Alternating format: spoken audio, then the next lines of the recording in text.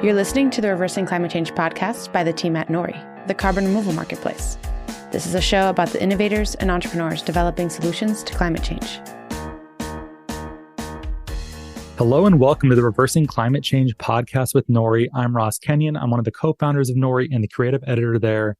Today I have with me Annie Duke, retired professional poker player and World Series of Poker bracelet holder, and the author of multiple books, including Thinking in Bets, Making Smarter Decisions When You Don't Have All the Facts, How to Decide, Simple Tools for Making Better Choices, and most recently, Quit, The Power of Knowing When to Walk Away. Welcome to the show, Annie. Thank you for having me, Ross. Yeah, I bet you were a little surprised to get an invitation from a show called Reversing Climate Change. Well, I was, although I will say, I sort of thought about it. I was like, well, to be fair, decision-making is about everything. So yeah, maybe that's why. Yeah, I think people listening might see your work as somehow incongruent, but I can see a lot of continuity through your research and your playing career. How do you tell the story of your career? So I think that from the outside, my career looks disjointed, like lots of different winding, sort of abrupt changes in it. But the way that I tell the story of it, it's actually, there's a lot of continuity to it. I started off kind of my adult life studying cognitive science at the University of Pennsylvania. My advisor was Lila Gleitman, who was really, really a wonderful woman, intellectual giant. And then at the end of 5 years, I was about to defend my dissertation and actually was going out for job talks to become a professor, which was kind of my plan. And I got pretty sick and ended up having to take time off. And during that time off, I started playing poker. I had played kind of recreationally before then, but I started playing to actually make money at that point because I needed it because I wasn't in school anymore. So I didn't have a fellowship. And I really just loved the game, was lucky enough to be pretty good at it. Ended up doing that for 18 years. I actually never went back at that point. I didn't go back to academics. About 8 years into playing poker, I got asked to speak to a group about how poker might inform decisions about risk. And so I put together a talk for that group and sort of remembered how much, like, one of the things that I really loved about being a graduate student was teaching. And I kind of really loved thinking about this like super explicit conversation that cognitive science and poker could have, because they both go under this sort of decision making under uncertainty. And what happens, how does decision making go awry sort of under the very challenging circumstances that most of our decisions are made. So I overlapped that with playing poker, teaching about poker, writing about poker for about 10 years. In 2012, I retired from poker, started focusing much more on the speaking, and I was doing consulting by then. So I had a bunch of clients that I consult with, helping them make better decisions. And I had a book that I really wanted to write, which ended up being Thinking in Bets. I then followed that with How to Decide and Now Quit. And then ended up back at the University of Pennsylvania. So I teach executive ed at Wharton. I work with some graduate students there. I work with Phil Tetlock and Barb Mellers on forecasting. Anybody who, by the way, is interested in anything having to do with climate should be reading Super Forecasting, because any decision that you make is a forecast of the future. And this is how we sort of think about what the impact of decisions we make now might have on outcomes that we might see in the future, the way that things might turn out. So that's kind of like the path, but it seems like, she was a graduate student, then she was a poker player, then she was a business consultant, then she was an author. Now she's back to being an academic and also doing consulting and also being an author. So she sort of mashed everything up into one. But that's actually not true, because if you look at everything that I've done in my adult life, it's really thinking about this problem of decision-making under uncertainty. That's true when I was thinking about cognitive science and how do we build models of the world. It's certainly true when I was thinking about this very high stakes version of that problem with poker. And it's what I do in my business. And it's basically the only thing I write about. I just happen to attack it through different lenses. I mean, I asked that question kind of knowing the answer because it all does tie together when you read your work. People oftentimes don't associate poker with this high level thought. I think they think of chess as being the superior thinking person's game. And I'm pretty sure I got this from you, the difference between these games. But it seems like poker is a much closer map to reality, and life is not actually a lot like chess. Do you agree with that? And if so, maybe you can contrast that for us. Yeah. So I mean, look, chess is an incredibly complicated game. You have to be able to look at the board. You have to be able to figure out what the possible moves are that you have. Then for any of those moves, you have to think about what the moves are that your opponent might make. Hopefully, you know something about your opponent, so you have some sense of the probability that they might make each of those moves, and so on and so forth. You have to go pretty deep in the game there. So it's very, very complicated, but it's not complex, at least not in kind of the academic way that we think about complexity, which requires uncertainty, right? It requires a very heavy influence of uncertainty. So in poker, there's really two main forms of uncertainty that are exerting their influence on the outcome of any given hand that you play. The first is just hidden information, right? Like I can't see my opponent's cards. So I'm trying to guess at what the strength of my hand is in comparison to my opponent's when I cannot see my opponent's cards. Now, notice that's very different than chess.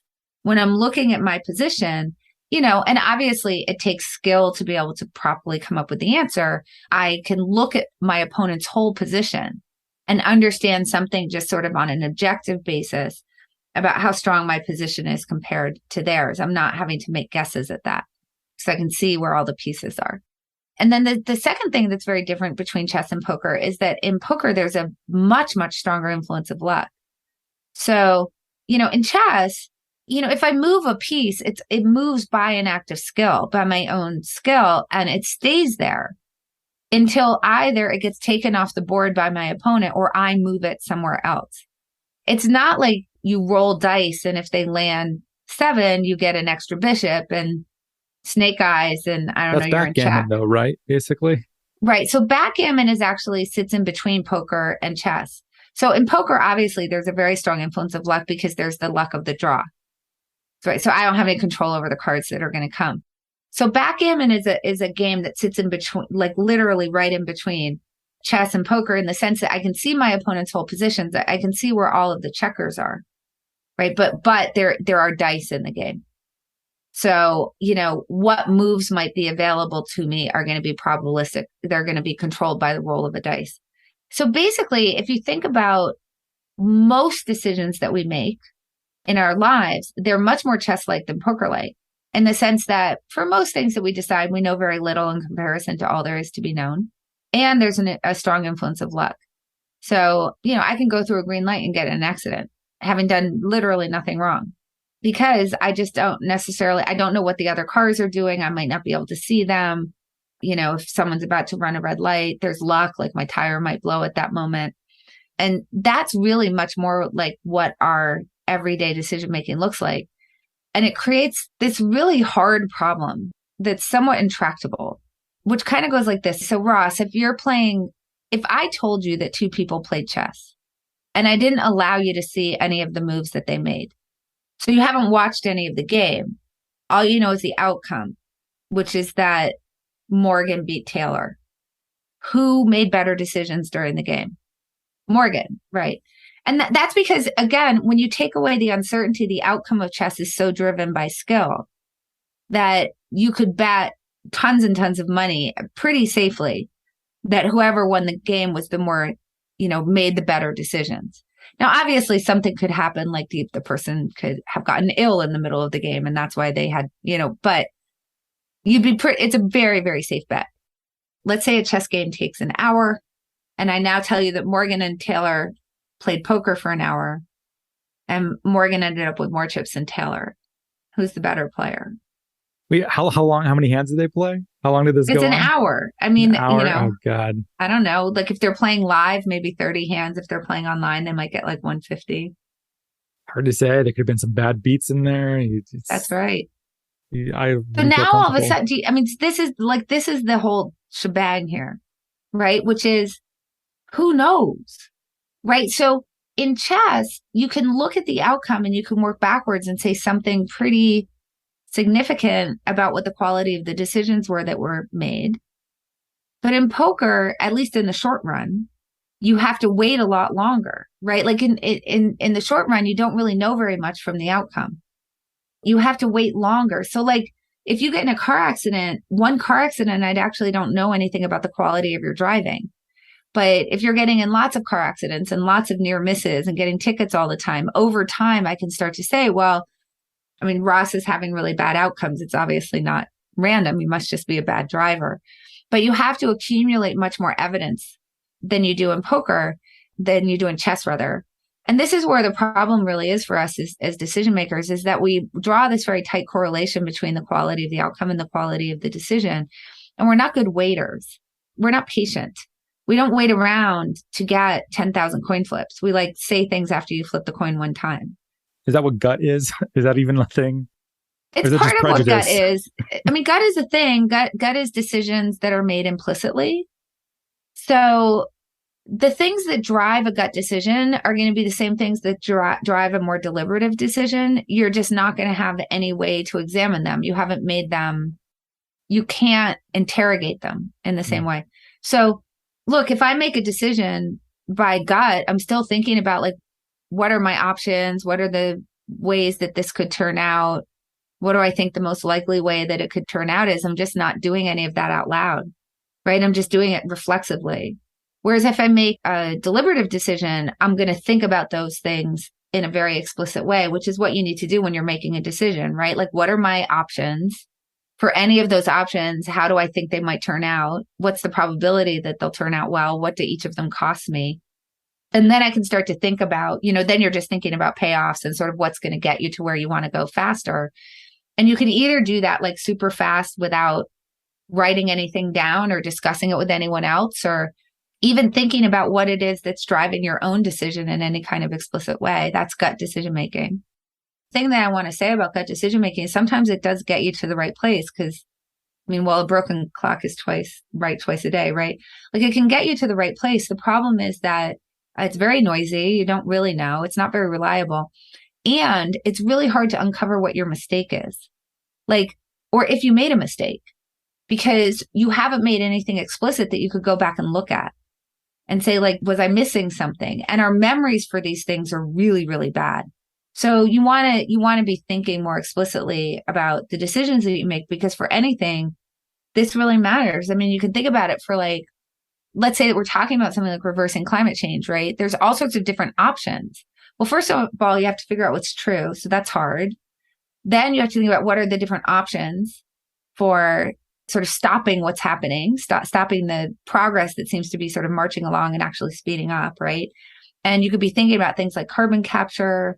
You can be thinking about, speeding up the adoption of electric vehicles or renewables or nuclear energy. And as you're thinking about those different options in combination or alone, what you're thinking about is, what are the possible outcomes? What are the good things that come out of this? What are the bad things that come out of this? What's the likelihood that people will actually adopt it? How big of an impact will it have on the thing that I'm trying to get it to have an impact on? And then also, what's the cost? Because that matters in a world that's practical, which is the world that we live in. And so we want to be very explicit about these kinds of things so that we can actually be more rational in the way that we make decisions, and so that we can close the feedback loops better. Many people listening work in the nascent carbon removal industry, trying to figure out ways to pull carbon dioxide out of the atmosphere or ocean and store it in some sort of permanent or durable manner. But many of these are early stage companies. Maybe they're raising money for the first time. Many of them are Series A, maybe Series B. Most are even before that in our seed stage or pre-seed. What types of questions should they be asking themselves about making good decisions, and also knowing when to quit? Because I feel like we over glamorize stick-to-itiveness and Teddy Roosevelt and this sort of like damn the torpedoes attitude. I find it really liberating to be like, there's just countless stories of people who just gave up and it actually worked out better. How do you know if that is you?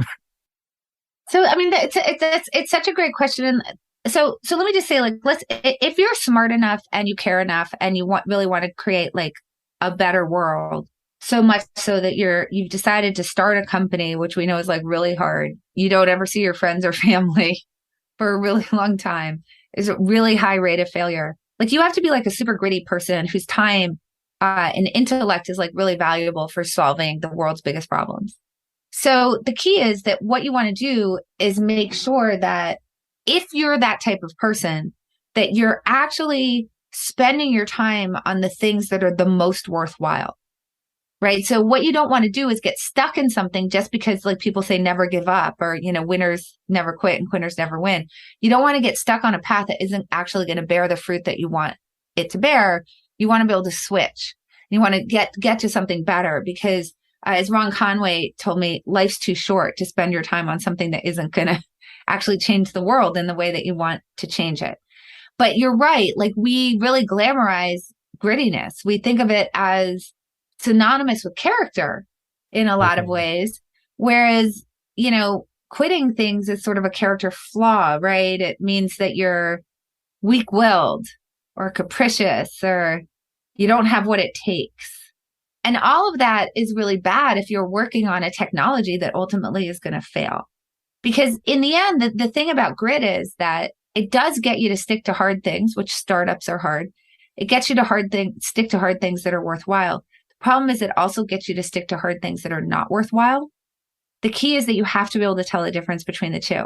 And here's where the rub is, that when you're thinking about starting something, like developing a new technology, say in the carbon capture space, right?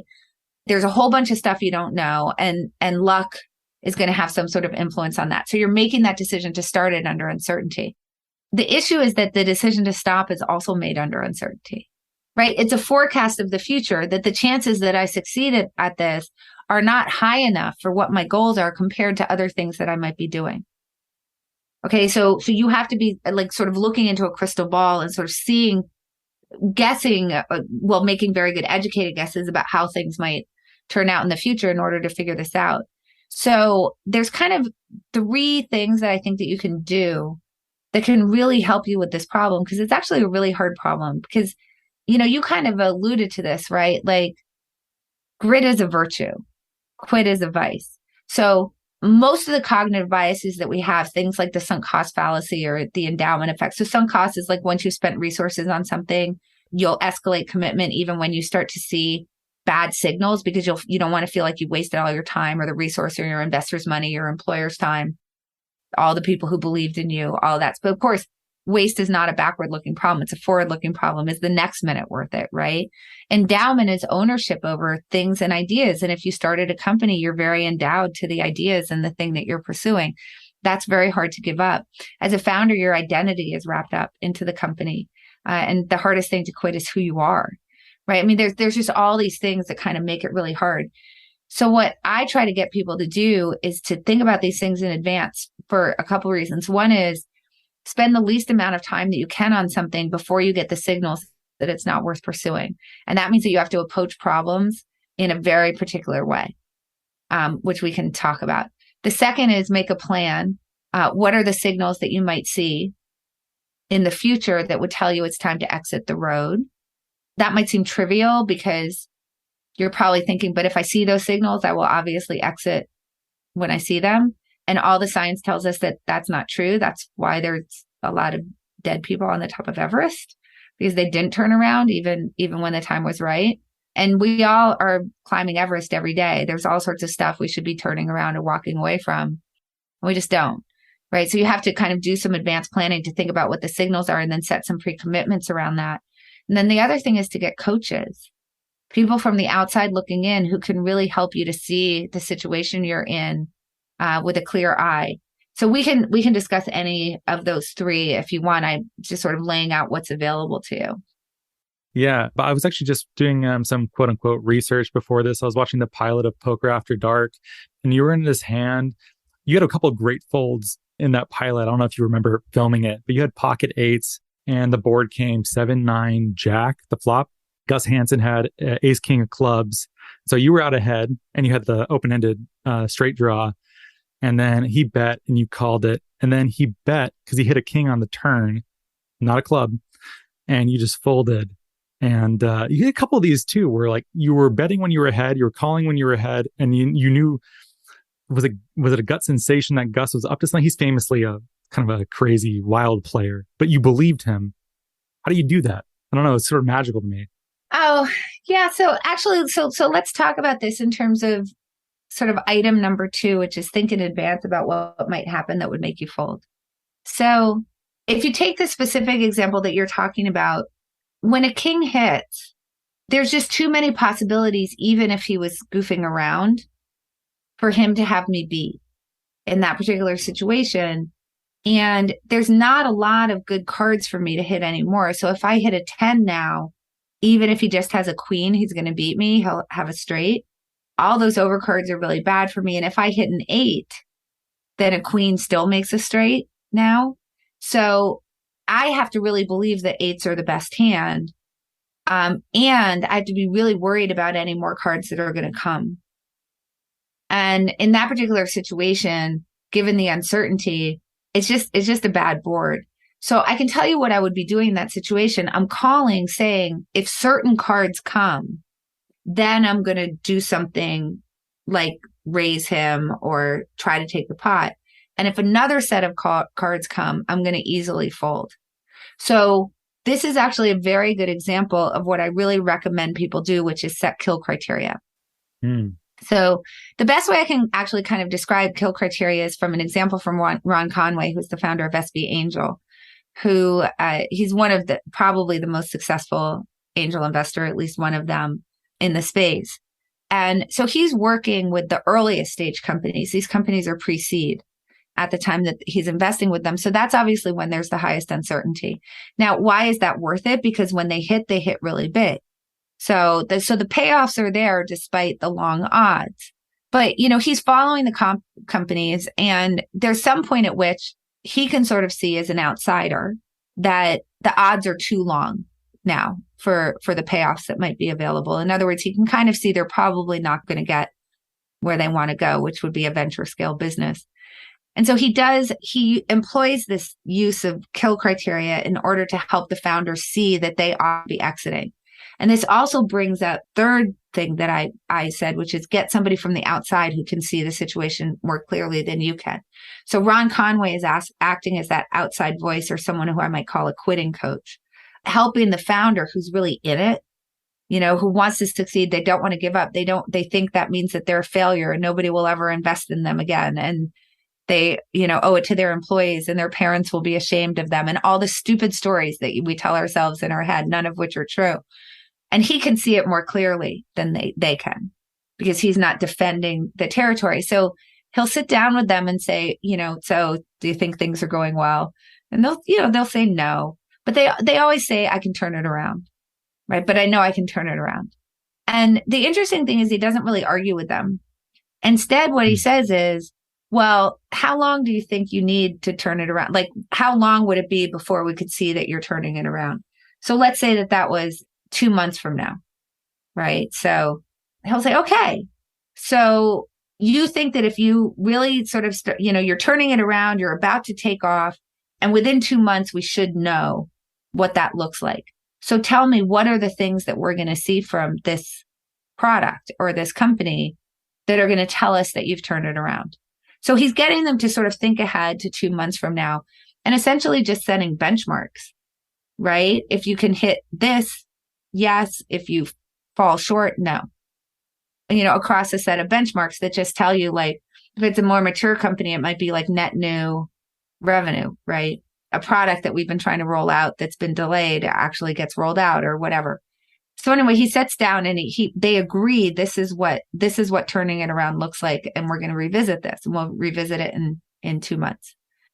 So having done that, he can then go back and sit down, because they've created the list together, in 2 months, and say, either, yay, you exceeded all of this, which is fine.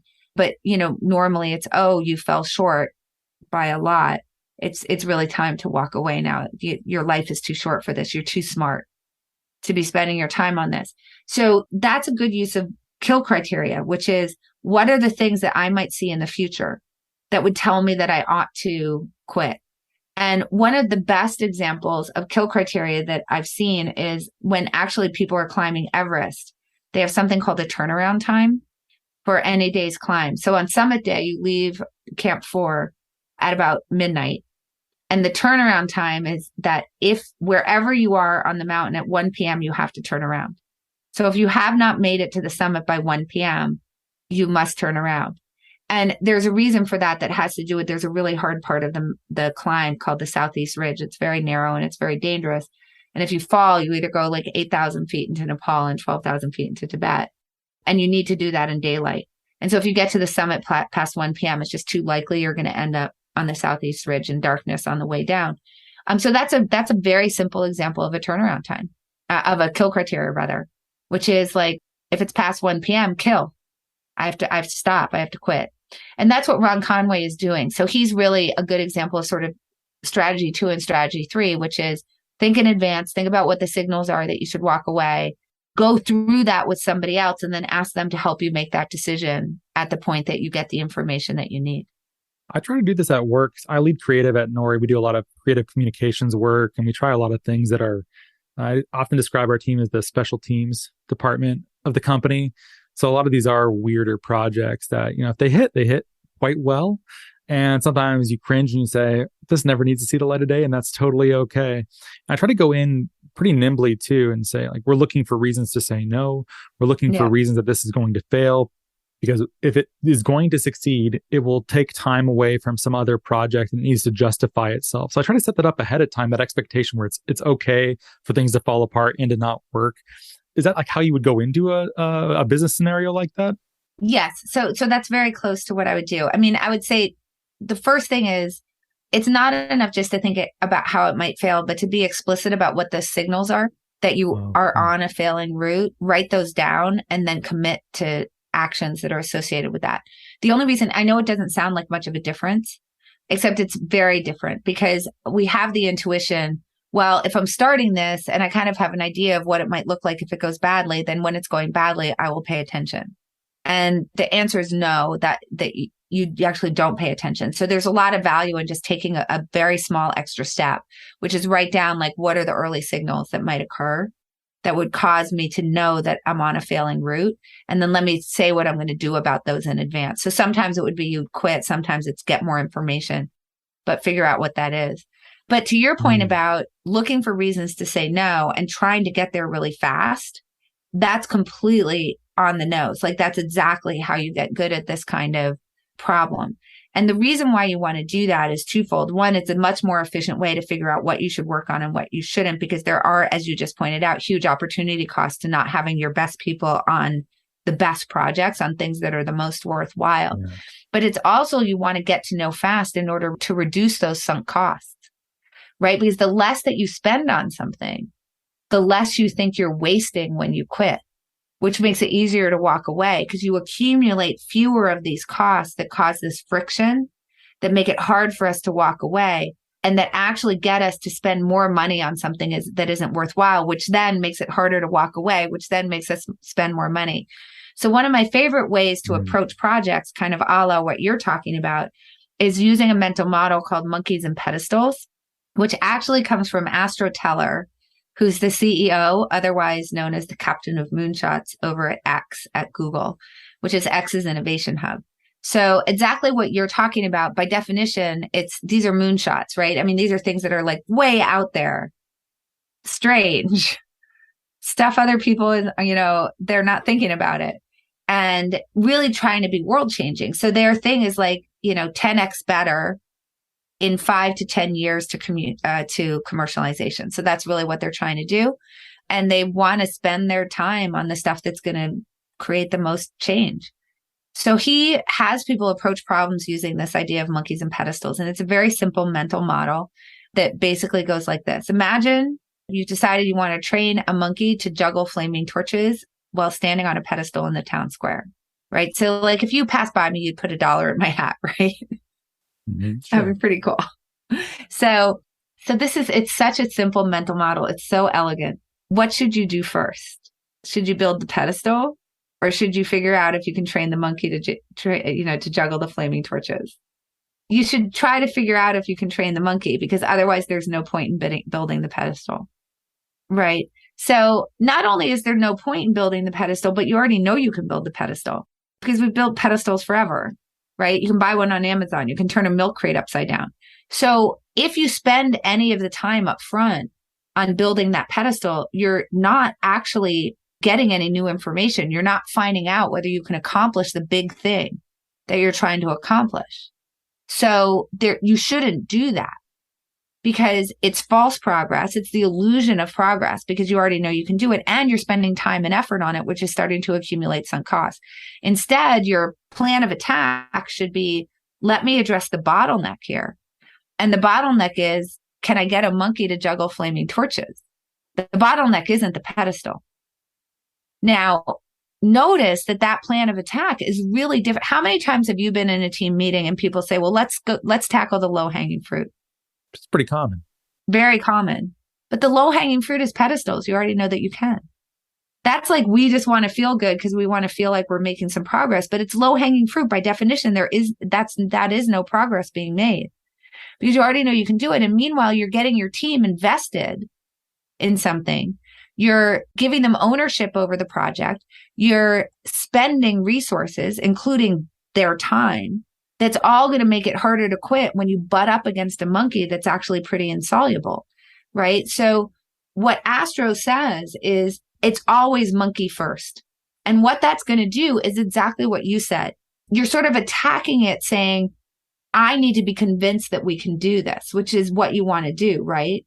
It's don't convince me that I'm standing from a place where I think this can't be done. And you have to convince me otherwise. So that's what you just said, how you approach projects, which is exactly what this is.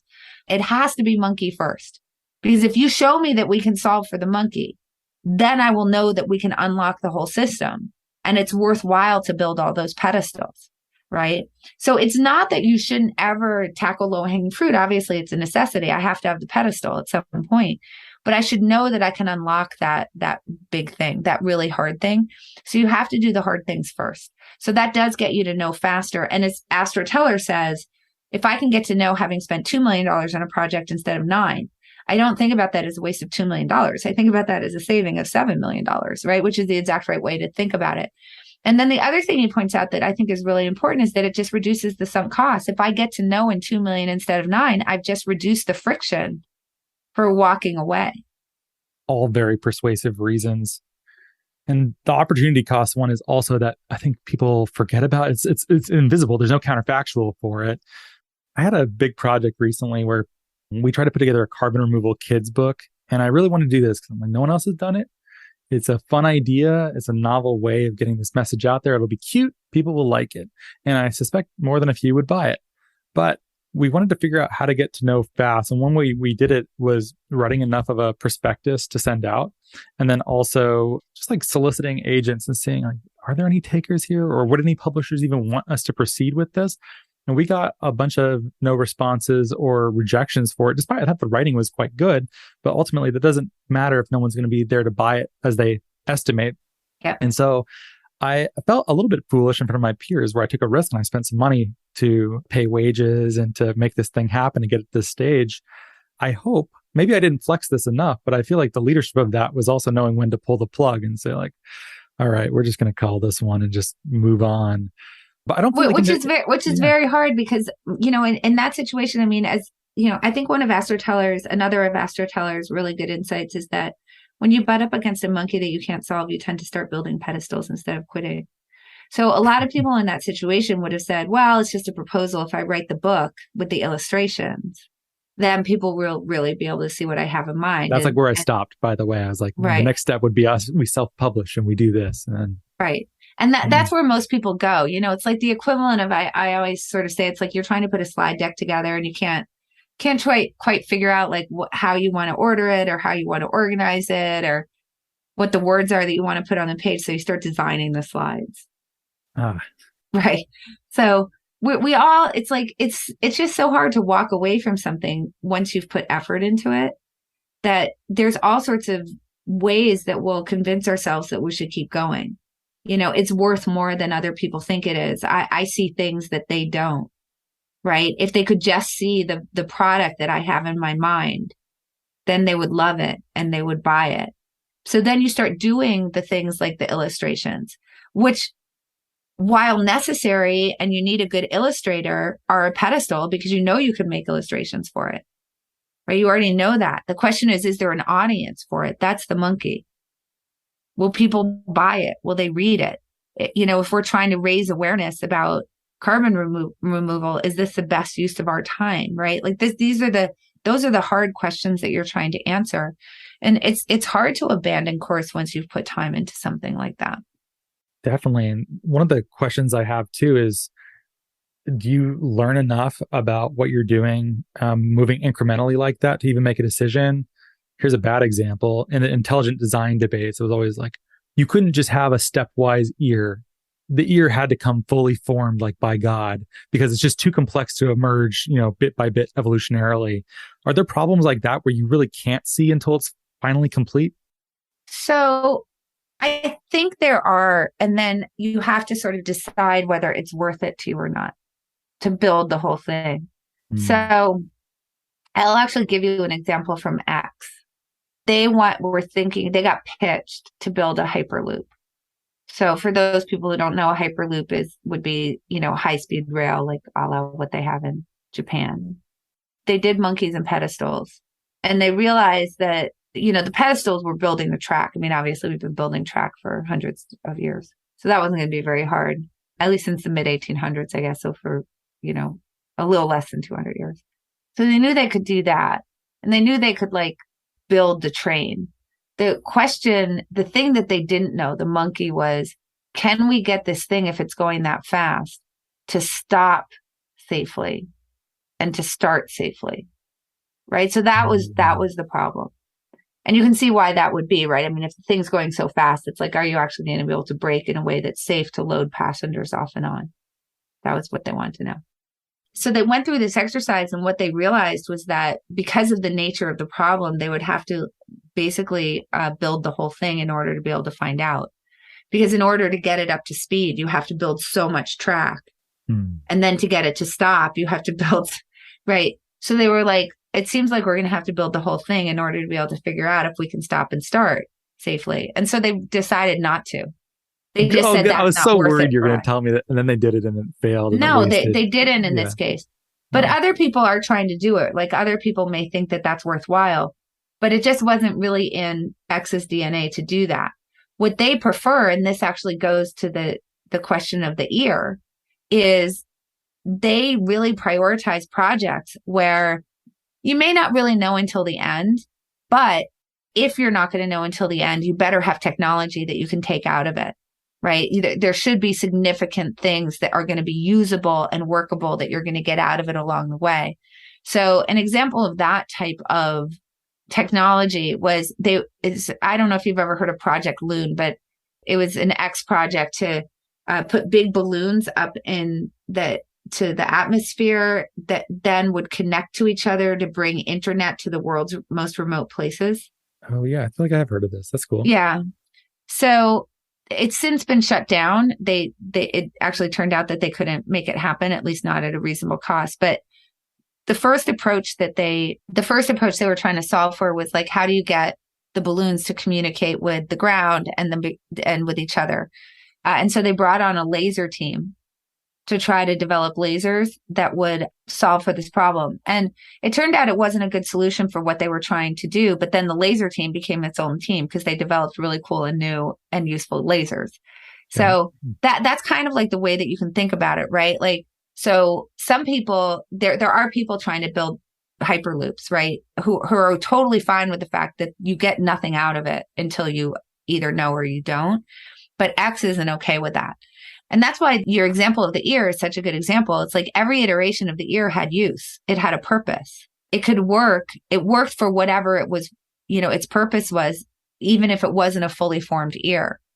So, had it stopped evolving at some point, it still would have served the purpose that it was serving at that time. Building an ear would have been worthwhile because even if you stopped at any moment, you would have usable technology, essentially. And that's the way that X tries to think about things. And also can I just say that it's really a dumb argument about the ear itself or the eye.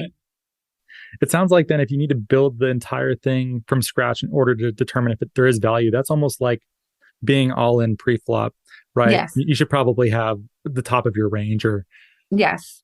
You would want to have a much higher probability that it will work. You'd have to have, but you might have investors who are tolerant of that. Right. So if you're up front, you say, look, it's going to take us 5 years. We're going to have to build the whole thing. The probability it actually works is 3%. But man, if we do it, it's really that's going to be it. It's going to change the world. Are you in with me for this? Someone might be in with you for that. Okay. That's a question of what your values are. Yeah, I'm sure some people would be okay with maybe it's Hanson Holdings Limited and they're going in on 10-2 offsuit and they're cool. But that's right. So, I mean, because that's the thing. Like, it's just a matter of like, as long as you really understand what the payoffs are and what the problem is that you're trying to approach, instead of using your gut, right, to actually think about those things and say, is this the best use of my time? How am I going to, is there something else that I could be doing where there's going to be all sorts of usable technology that's going to come out of it, even if we don't ultimately reach the final goal, right? And when you start approaching things that way, and I want to be clear, this is not an incrementalist approach. It's not saying that, oh, we're just going to incrementally improve on technology that we already have. No, this is for moonshots. Because when you take moonshots, you have to there is lots of technology that gets developed along the way, right? And you can just choose to prioritize moonshots where you're going to be taking a lot of good stuff out of it, even if ultimately it doesn't work. Or you cannot. I mean, again, like that's a value question. I want to end by, if you would, can you just liberate people listening from the thing that they want to quit? But like I grew up and like I wanted to play drums and my parents didn't want the drum sounds. They told me go with your second choice. And I chose the saxophone. It didn't take me very long to realize that I hated the taste of the reed in my mouth. And even today, I can't listen to like Coltrane or great saxophonists because it sounds terrible to me because I'm still traumatized by the reed. They wouldn't let me quit for years. And in some ways, I'm grateful. Like they forced me basically to get my Eagle Scout and stick it out with Boy Scouts long after I thought it was cool. But also, I feel like they could have been much more nimble by just letting me be like, okay, well, what if we sold the saxophone that we bought on bad advice? And how about a trombone? Trombone's not a drum, but also there's no reed involved. I probably would still be playing the trombone if I didn't wasn't stuck with it. Like was their grit lesson on net worth it, or would you have given like a young me permission to quit? Oh, I would have totally, because the thing is, it's like, it's what's the goal? Is the goal for my child to be a saxophonist, or is the goal that I want my child to be doing some kind of enrichment exercise? Maybe I really want them to explore music, but maybe they're a bad musician. So if they don't enjoy it, if they're bad and they enjoy it, I don't care. But if they don't enjoy it and they're bad, maybe they try art or maybe soccer or, what, like you think about what the overarching goal is. And then there's different ways that you can sort of achieve that goal, right? So I let my kids quit stuff all the time, but they had to be doing something, right? So it's sort of like I was more like the one who didn't want to decide where the tanks were going to go in the line. I was thinking more broadly, more strategically. Look, here's the thing. I think that when we're making decisions under uncertainty, it's really easy to fall back on heuristics, right? Just sort of quick and easy rules of thumb. And in the battle between grit and quit, as a heuristic, grit has won the day. And I think that part of that is because it reinforces a lot of bias that we have already against quitting, because we're afraid of wasting things. We have ambiguity aversion, meaning that we prefer something that we already kind of know isn't going well to the unknown, to the vast unknown. We'd rather be on a failing course than move on to something where we're not sure how it will turn out. Like I said, endowment and identity and all these things and the nature of goals, which are pass fail, right? Like if I run 20 miles of a marathon, I failed, but I ran 20 miles, but I failed. Right. And so there's all these ways that we kind of process the world that makes it hard for us to quit. And then this narrative around grit versus quit reinforces that, where grit is a virtue and quitting is a vice. But if you read Grit, the book by Angela Duckworth, it's very different than what kind of the popular narrative about that work is. What she's saying is you should stick to you should stick to things that are worthwhile, even if they're hard. That's the character, right? Is that you don't give up just because it's hard. So you figure out what is my passion? What are the things that I really think are worthwhile in my life? And if I have passion for those and they're worthwhile, I ought to be able to persevere even if they're hard. And what people have turned that into is just or even before her, winners never quit, quitters never win, quitters are losers, never give up. That's what I say, all of this kind of stuff that really just sort of sets it up that if you quit, you're a failure and you're a loser. And that translates to even parents who don't want their children to lack character by quitting. But when we do that, it's such a disservice because obviously there are contexts under which quitting would be the much better choice. And if people just take a moment to think about like people that I know, they know who's in a toxic relationship where you can see really clearly they would be better off not in it. Who's in a job that they hate where they would be better off if they left, right? Like who's climbing a mountain and now there's a snowstorm that came in and why aren't you turning around? I mean, it's so easy to come up with very clear examples of people who ought to have quit and didn't. And from the outside looking in, you can see that so clearly. And yet we call quitters losers. So instead, what we ought to do is say, look, we don't want to think about grit as just a rule of thumb or heuristic. Just stick to things and you'll build character because perseverance wins the day. It's stick to things that are worthwhile, even if they're hard. But then the opposite has to be true, which is quit things that aren't worthwhile, because otherwise you have no way to free yourself up for the things that are worthwhile. That's the problem. Every minute you spend doing something that's going to go nowhere, that isn't going to bring you happiness, that's maybe going to traumatize you like the saxophone, is time you can't spend on other things like playing the trombone. And that is so sad when life is so short. That's the tragedy of it. We have such a limited time on this planet. We have to be spending time on the things that bring us joy, that we're passionate about, that are actually going to get us to where we want to go. And in order to do that, you have to quit a lot. I can respect that, but you just sound like such a poltroon to me. I love that. Okay, so well, let me just say that just proves that Ross read the book. So poltroon. Look, let me ask you this. If someone called you a quitter, would you be insulted? Yes. Right? It's an insult. Now, if you called me a quitter, I might be like, I sure am. But, it would be because I was being funny. Calling someone a quitter is an insult. And it's a sufficient insult that it used to be grounds, like legal grounds for a duel. So the word that you mentioned, which is poltroon, is an old word that was a synonym for a quitter or a coward.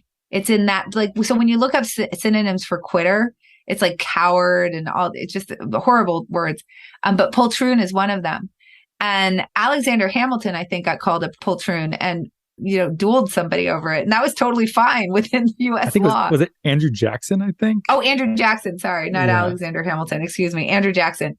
So Andrew Jackson was called a poltroon and immediately challenged the person to a duel. Like, I think shot him on like Fifth Avenue. Like it was. Wow. I don't know, whatever. But yeah. Yeah. But anyway, but that was legally okay because he was insulted. Right. It's so calling someone a quitter was a sufficient insult that you could challenge somebody to a duel. That's how bad it is. But again, the thing is, like, think about how absurd this is. Like, what if the first person you ever dated, you had to marry? I mean, think about that. Like, it's so stupid. When it comes, like, dating is quitting. Kind of by definition. It's like, I'm going to date a bunch of people. I'm going to quit most of them. And then I hope maybe I'll find the person that I'm going to commit to. So, we can see this value of quitting all over the place. And yet, when you ask people, they're like, don't be a quitter.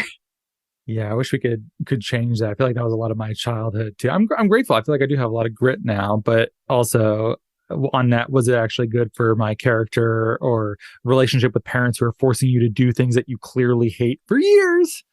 Well, but the other thing is it's not clear that developed grit.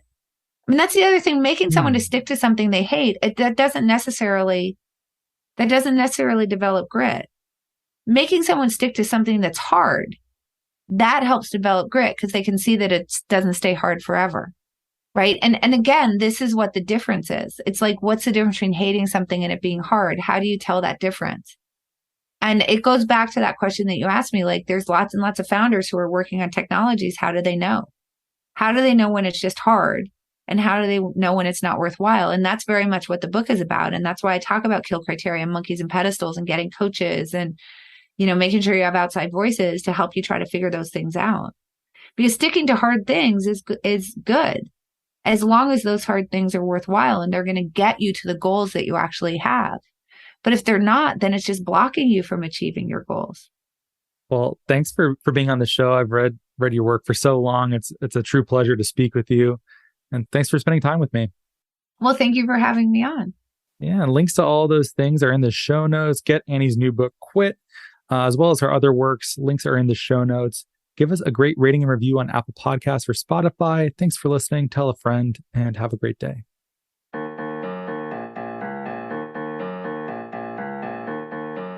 Thank you so much for listening. If you could please subscribe and give us a great rating and review on Apple Podcasts or a rating on Spotify, that'd be much appreciated. It helps us get our content out to more people. You can sign up for our newsletter at nori.com, follow us on social media, and we will catch you next time.